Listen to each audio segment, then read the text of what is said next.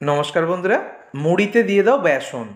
মুড়িতে বেসন দিয়ে এত অপূর্ব রেসিপি হয় যে মাত্র ঝটপট 5 মিনিটের মধ্যেই হয়ে যাবে।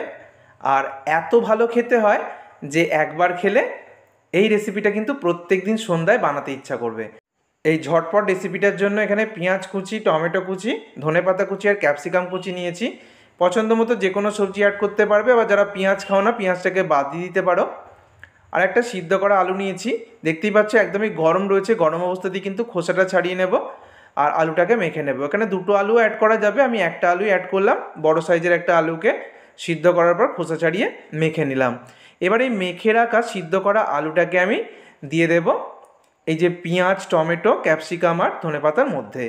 আবারও বলছি, পছন্দ মতো যে কোনো সবজি তোমরা এখানে অ্যাড করতে পারবে। এবার একটা ম্যাগি মশলার প্যাকেট থেকে 1 প্যাকেট ম্যাগি মশলা দিয়ে দিলাম। আর দিয়ে দেবো এখানে গোলমরিচের গুঁড়ো, আর খুব সামান্য দিয়ে দিচ্ছি চাট মশলা। খুব বেশি কিছু মশলারও প্রয়োজন পড়ে না। স্বাদ মতো লবণ এখানে আমি অ্যাড করলাম। যদি বাড়িতে ম্যাগি মশলা না থাকে তাহলে গরম মশলা অ্যাড করবে, আর একটু জিরে গুঁড়ো অবশ্যই দিতে পারো। ঝাল বুঝে কাঁচা লঙ্কার কুচিও দিয়ে দিয়েছি।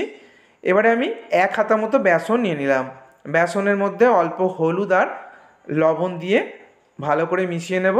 তারপর অল্প অল্প করে জল দিয়ে একটা মিডিয়াম ঘনত্বের ব্যাটার আমি তৈরি করে নেব। তো বেসন মোটামুটি আমাদের সবার বাড়িতেই থাকে, আর এরকম বেসনের মধ্যে একটু হলুদ আর লবণ অবশ্যই মিশিয়ে নেবে। তারপর খুব ভালো করে জল দিয়ে এই মিশ্রণটাকে একটা মাঝারি ঘনত্বের মিশ্রণ তৈরি করতে হবে। দেখো, হলুদ দেওয়ার কারণে লুকসটাও খুব সুন্দর এসে গেছে, আর মাঝারি ঘনত্বের একটা ব্যাটার কিন্তু আমার রেডি হয়ে গেছে। এদিকে আমি একটা তাওয়া বসিয়ে দিয়েছি, অল্প তেলেই হয়ে যাবে। অল্প তেল আমি গরম হতে বসিয়ে দিলাম। তেলটাকে গরম হতে বসিয়ে দিয়ে এবার নিয়েছি মুড়ি। এই মুড়িও কিন্তু আমাদের সবার বাড়িতে থাকে, একদম মচমচে মুড়ি নিয়েছি। তো সমস্ত কিছু রেডি করে নেওয়ার পর ওপর থেকে আমি মুড়িটাকে এইভাবে ঢেলে দিচ্ছি। 1 বাটি মতো মুড়ি আমি এখানে ঢেলে দিলাম। এবার এই মুড়ির মধ্যে দিয়ে দিচ্ছি আমি যে বেসনের ব্যাটারটা রেডি করে রেখে দিয়েছিলাম। মুড়িটাকে দিয়ে কিন্তু একদমই দেরি করা যাবে না, বেসনের ব্যাটারটাকে দিয়ে দিয়েছি। এবার সব কিছুকে খুব ভালো করে মিশিয়ে নেব। এই কাজটাও কিন্তু একদম ঝটপট করতে হবে। ওদিকে আমার তেল গরম হতে কিন্তু বসিয়ে রাখা আছে। তেলটাকে গরম হতে বসিয়ে দিয়ে কিন্তু খুব ভালো করে সব কিছুকে মেখে নেবে। খুব ভালো করে সব কিছুকে মেখে নেবার পর এবারে দেখো গোল গোল করে এরকম চেপে নেব। এইভাবে চপের শেপে বা বড়ার শেপে ভেজে নেব। একদম ঝটপট রেসিপি। মুড়ির মধ্যে বেসন দিয়ে যে এত অপূর্ব রেসিপি হয় সবজি দেওয়ার কারণে, এটা খেতেও কিন্তু দুর্দান্ত হবে।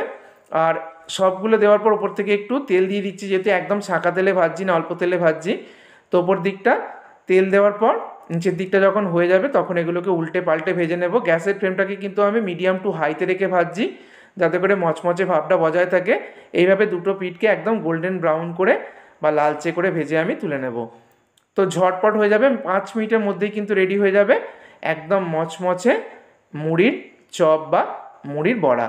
সন্ধ্যাবেলা হোক বা যে কোনো সময় যখন ভালো কিছু খেতে ইচ্ছা করবে, সেটা চা বা কফির সাথেই হোক বা মুড়ির সাথে, এরকম গরম গরম যদি মুড়ির চপ বানিয়ে নেওয়া যায় তাহলে কিন্তু সবাইকে অবাক করে দেওয়া যায়, ঝটপট হয়ে যায়। দেখতেই পাচ্ছ, যদি সবজিগুলোকে রেডি করে নেওয়া যায়, মুড়ি আমাদের সবার বাড়িতেই থাকে, আর বেসনের ব্যাটারটা বানিয়ে নিয়ে ইনস্ট্যান্ট কিন্তু বানিয়ে নেওয়া যায় এরকম মুড়ির চপ। তো টমেটো সসের সাথে সার্ভ করেছি, একদম গরম গরম টমেটো সসের সাথে দুর্দান্ত লাগবে। আবার চা বা কফির সাথেও কিন্তু দারুণ লাগবে। অবশ্যই বাড়িতে ট্রাই করো। ভিডিওটাকে অনেক অনেক শেয়ার করো। ধন্যবাদ।